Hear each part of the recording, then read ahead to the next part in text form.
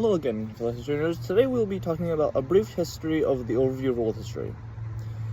The brief overview will cover first the Sumerians with their cuneiform and the Akkadians who eventually overpowered them, and then to the Babylonians and Assyrians with New Babylonia and New Assyria as Babylonia and Assyria fought for dominance in Mesopotamia.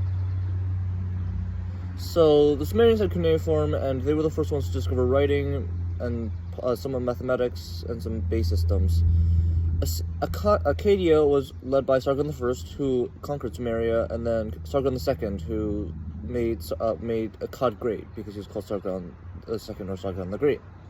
After that, Babylon was led by Nebuchadnezzar and Hammurabi was given the Hammurabian code from the gods of Mesopotamia. And then after that, Assyria under Abu-Nishapal the first conquered the Old Babylonians and set up Old Assyria. And then Babylonians came back and conquered Assyria, and then Assyria conquered back Babylonia, etc., for a few hundred years. And then the Medes come in and they conquer it, and then Alexander the Great comes in and he conquers all of it.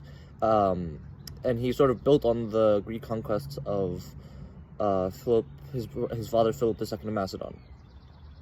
So after this, it is the Roman Republic that is set up in 753 BC, and they set up with a bunch of kings.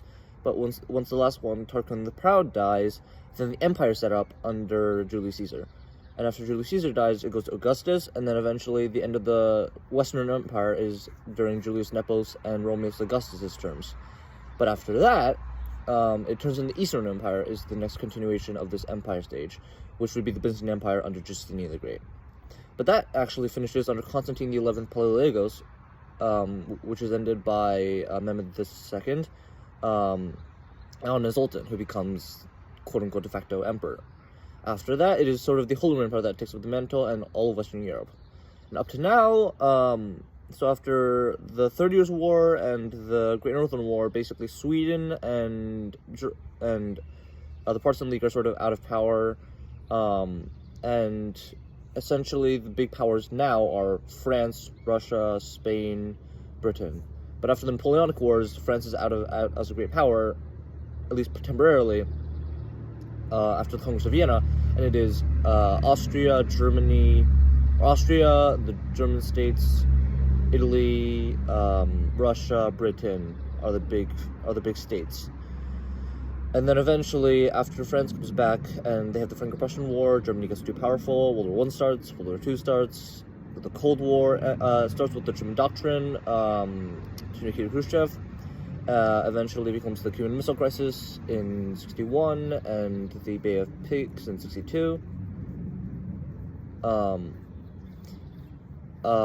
eventually turns into this global war with the Korean War in the 50s, and then the Vietnam War in the 60s and 70s, and eventually with the invasion of Afghanistan in 1979.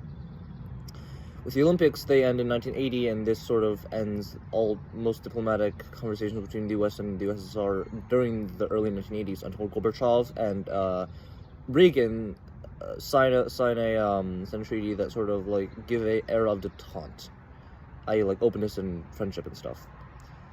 And then essentially, in the last 30 years, NAFTA was signed in 1995 to sort of give free trade across all of North America. And then NATO was signed in 1947 after World War II, and NATO has been expanding under Finland, Sweden, Norway, Denmark, all these new countries.